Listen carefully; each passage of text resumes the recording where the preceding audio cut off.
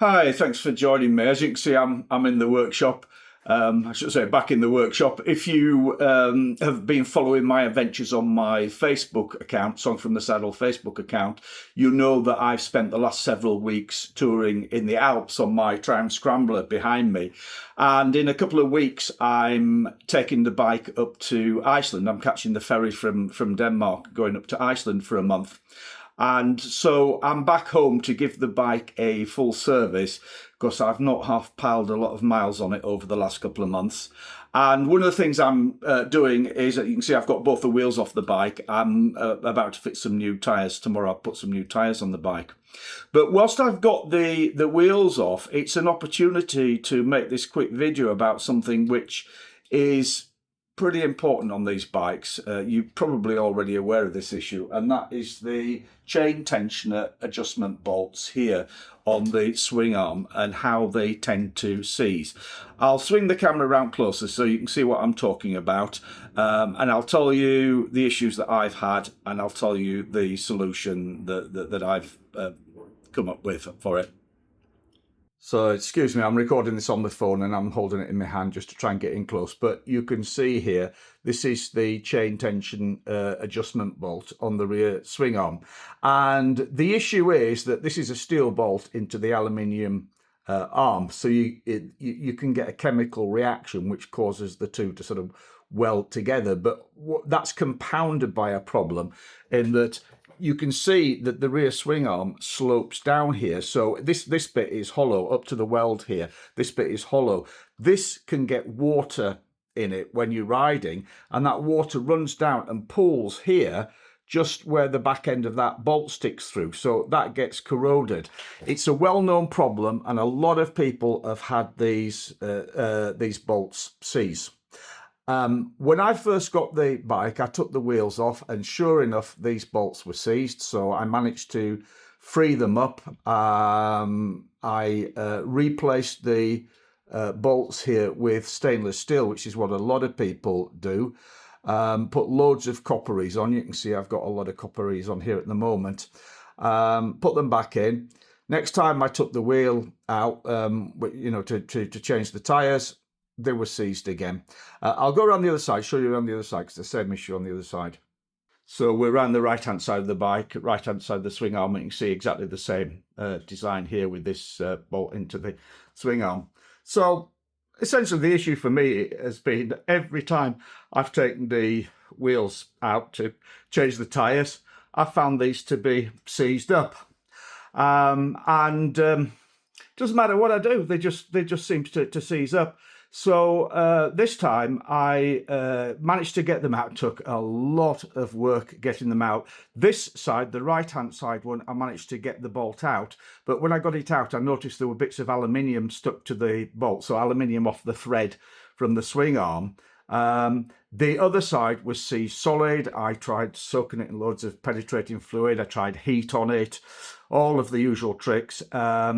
It just would not shift at all. So I ended up drilling the other side out. So what I've done is in the end, I've decided I've drilled out both sides, and I fitted helicoil inserts into the swing arm, into the thread bit here of the swing arm. So now this is a stainless steel, this is a brand new stainless steel bolt. That is stainless steel bolt onto a stainless steel helicoil thread. So I'm hoping that means, and of course lots of copperies on it, that I'm not going to have any more seizing problems.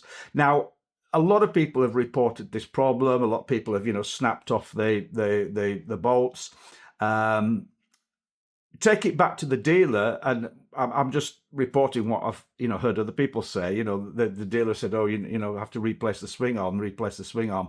Other people have had it drilled out, but they've had to remove the swing arm to have it drilled out. I don't know why, because I drilled out both sides in situ without removing it from the swing arm. The issue is that you need a long drill bit, or drill bits if you're going to do it in grades as I did, because the angle that you come in here, where my finger's coming, is the chuck of your drill is going to interfere here. So you need a long enough drill bit so that the chuck is sort of back here when you're drilling it, and you can keep it lined up. But with a bit of patience and some decent drill bits, you can drill it out. So as I say, I drilled out both sides, fitted the helicoils. So now we've got stainless steel on stainless steel with the threads. Another thing I did was drill a hole in the swing arm so that any water gets in, it can drain out. So I'll move the camera around and show you. Just move the camera around. So this is the right-hand side of the swing arm. That's my bobbin axle stand.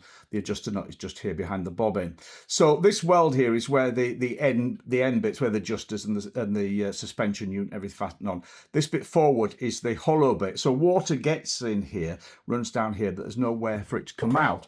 So I've drilled a 3mm hole. If I just take my hole and stick it in there, can you see I've drilled a 3mm hole there, and the same place on the other side. Now, this is something which I think quite a few people have done, because I've seen a few people mention it online, so I thought I'd try it myself. So the idea is now, if water gets in here, runs down, it will run out the hole. So all you need to do is periodically, when you wash your bike, whatever, just clear that hole out just to make sure that it's open. It's interesting because when I drilled the hole, I got my airline in there and blew out, and there was no water came out, but I've just spent 2 months riding in the Alps in really hot weather, no rain. So, you know, I'm not surprised there's no water. It'll all evaporated off, but there was loads and loads of mud dust came out. So obviously there has been a lot of water in there, because when I drilled this hole, loads and loads of dust dropped out. And then I got my airline, blew in here,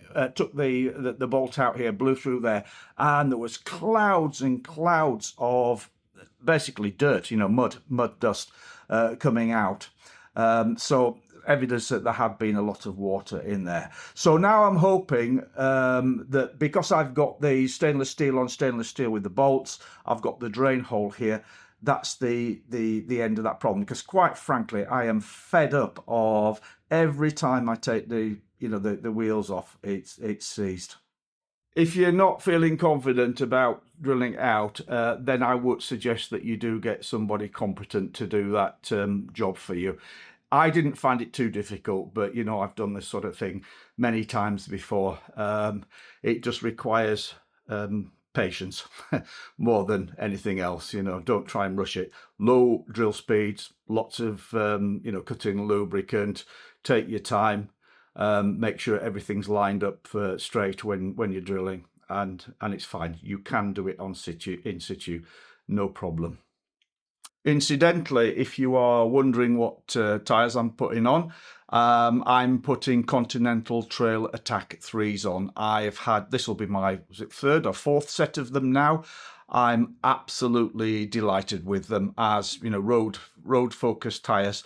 Get absolutely incredible mileage out of them. Very, very good. Great road holding in the dry and in the wet. So I'm sticking with them. They work really well for me, to those tyres. I have to say that there's probably about 1,500 miles, maybe 2,000 miles left on the tyres. So it breaks my heart, you know, paying out to fit new tyres, because I'm going up to Iceland and I can't risk it. So I've got to get some new tyres on before I set off, even though they've got quite a bit of mileage on. Better to change them sooner rather than later, really. Anyway, thanks for watching. Hope you found that useful, helpful. Ride safe. Hopefully see you again soon.